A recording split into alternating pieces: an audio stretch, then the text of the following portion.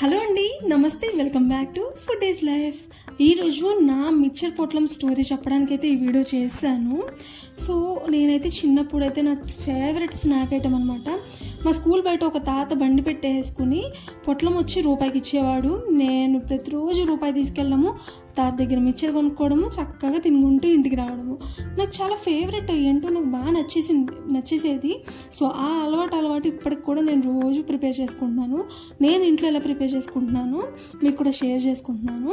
ఇప్పుడు నేనైతే ఒక బౌల్లోకి ఆనియన్స్ సన్నగా కట్ చేసి తీసుకున్నాను. ఆనియన్స్ నేను ప్రతి దానిలోకి కొంచెం ఎక్కువే తింటాను. సో అలాగే మిక్చర్లో కూడా కొంచెం ఎక్కువ వేసుకున్నాను అనమాట. సో సన్నగా కట్ చేసుకున్న టమాటా కూడా తీసుకున్నాను. మా ఇంట్లో చిన్నది ఉంది, సో చిన్న ముక్క అయితే వేసుకున్నాను. చిన్న చిన్న ముక్కలుగా కట్ చేసుకుని మీరైతే ఒక టమాటా కూడా వేసుకోవచ్చు. అండ్ తరువాత మనకి చక్కగా క్లీన్ చేసుకున్న పుదీనా కూడా సన్నగా కట్ వేసుకున్నాను. అండ్ ఆ తర్వాత మనకి కొత్తిమీర కూడా సన్నగా కట్ చేసుకుని చక్కగా వాష్ చేసుకుని దానిలోకి అయితే వేసుకున్నాను. తర్వాత ఆయిల్లో డీప్ ఫ్రై చేసిన పల్లీలు అనమాట. పల్లీలు లేకుండా మిక్చర్ ఉంటుందా చెప్పండి, అదే అసలైన టేస్ట్. ఆ తర్వాత మనం ఆయిల్లో డీప్ ఫ్రై చేసుకున్న పచ్చిశనగపప్పు కూడా వేసేసుకున్నాము. స్కూల్ దగ్గర మీద తాత వేసేవాడు, బాగా గుర్తు. తర్వాత ఇంట్లో ఉంటే మిక్చర్ వేసుకోండి, లేదు అంటే అవసరం లేదు.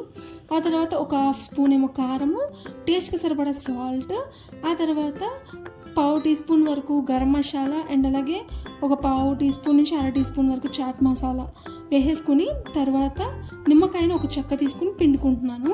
మీరు ఒకవేళ పులుపు తినను అనుకుంటే అరచెక్కలో కూడా కొంచెం తగ్గించి అయితే పిండుకోండి. ఫైనల్గా మెయిన్ ఇంగ్రీడియంట్ మరమరాలు అయితే వేసేసుకుంటున్నాను.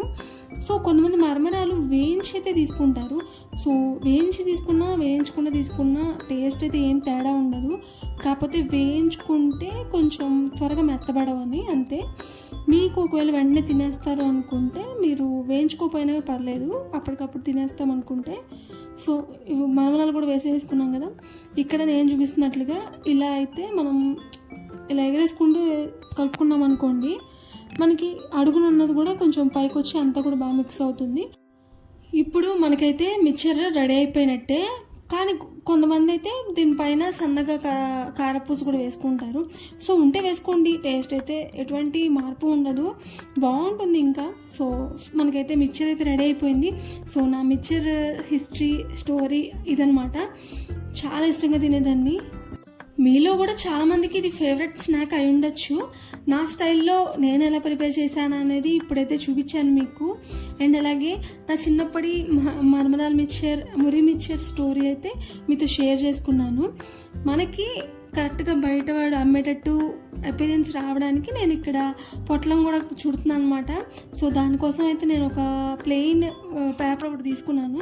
న్యూస్ పేపర్ వాడద్దు, దానిలో కలర్స్ అవి అంటుకుంటాయి. సో న్యూస్ పేపర్ వాడట్లేదు నేను ఇక్కడ. మాల్ పేపర్ అయితే తీసుకున్నాను.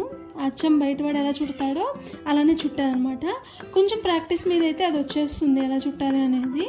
ఆ తర్వాత ఇది ఊడిపోకుండా ఉండడానికి ఒక చిన్న స్టిక్కర్ అయితే ఎడ్జ్లో వేసుకున్నాను. ఇదైతే మనకి అసలు ఊడిపోదు, ఇంకా మనం ఎలా పట్టుకున్నా కానీ అలానే ఉంటుంది. సో మనకి మిక్చర్ పొట్లం అయితే రెడీ అయిపోయింది. ఇప్పుడు దీనిలోకి అయితే మనం మిక్చర్ సర్వ్ చేసుకుందాము. ఇలా సర్వ్ చేసుకుని తీసుకుంటే మనకి బయట కొనుక్కున్న ఫీల్ అయితే వస్తుంది. అండ్ అలాగే నా చిన్నప్పుడు మా తాత, అదే స్కూల్ బయట ఉన్న తాత ఇలానే పొట్లం కట్టేసి ఇచ్చేవాడు అనమాట.